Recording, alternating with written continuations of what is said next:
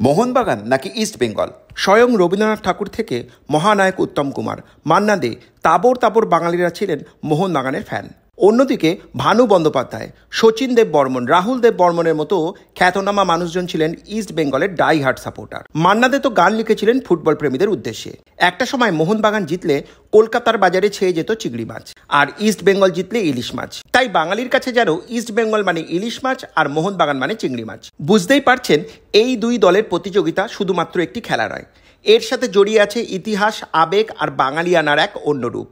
জনশ্রুতি অনুসারে উত্তম কুমার ছিলেন একজন মোহনবাগানের ভক্ত, অথচ তার বিখ্যাত সিনেমা সপ্তপতির জন্য তাকে পড়তে হয়েছিল কিনা ইস্ট বেঙ্গলের জার্সি।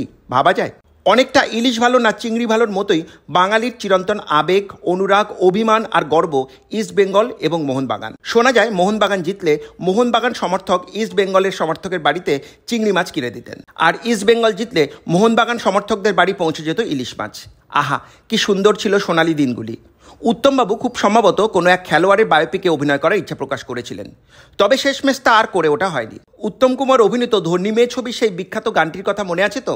সব খেলার সেরা বাঙালির তুমি ফুটবল।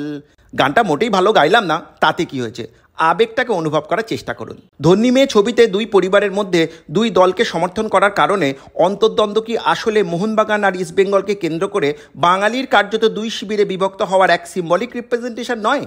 তবে মোহনবাগান ও ইস্ট বেঙ্গলকে কেন্দ্র করে উন্মাদনা নিয়ে প্রথম নির্মিত 50-এর দশকের প্রথম দিকের বাংলা ছবি ছিল ওরা থাকে ওধারে। সেই সময় অবশ্য উত্তমবাবু স্টার হননি।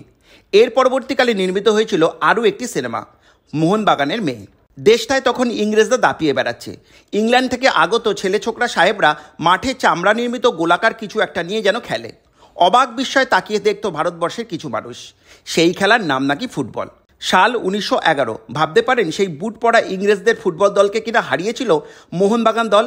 সেই সময়ের নিরিখে এই যেন কার্যত দেশের স্বাধীনতার প্রথম পদক্ষেপ। ভারতীয়রাও ফুটবল খেলতে পারে, একটা দেশ যেন নিজেকে চিনছে। সেদিন সাধারণ দর্শক হিসাবে মাঠে উপস্থিত ছিলেন বাবু রাজেন্দ্র প্রসাদ, বিধানচন্দ্র রায় প্রমুখরা। রাজেন্দ্র প্রসাদ তো গাছের ডালে বসে দেখেছিলেন সেই খেলা। পরবর্তীকালে রাষ্ট্রপতি হওয়ার পর মোহনবাগান যখনই দিল্লিতে দুরান খেলতে গেছে, উনি গোষ্ঠপাল সহ সমস্ত মোহনবাগান দলকে রাষ্ট্রপতি ভবনে আমন্ত্রণ জানিয়েছিলেন। সাল 1920।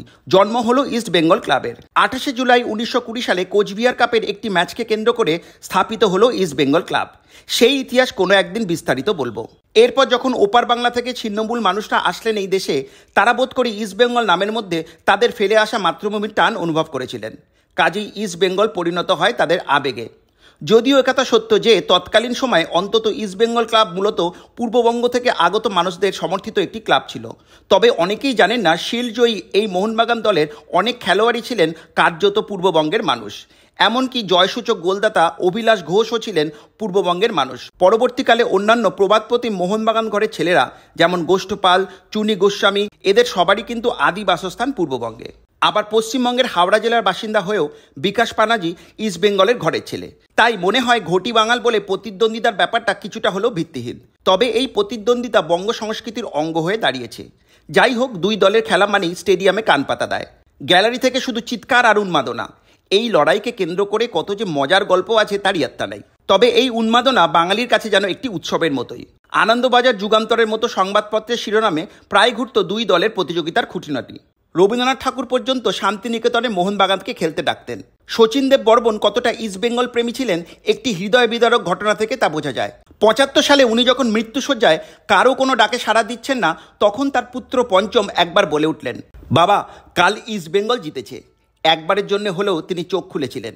বাম আমলের মন্ত্রী সুভাষ চক্রবর্তী, প্রাক্তন মুখ্যমন্ত্রী বুদ্ধদেব ভট্টাচার্য ছিলেন ইস্ট বেঙ্গলের সমর্থক। সঙ্গীত জগতের মানবেন্দ্র মুখোপাধ্যায় ছিলেন ইস্ট বেঙ্গলের প্রতি অনুরক্ত।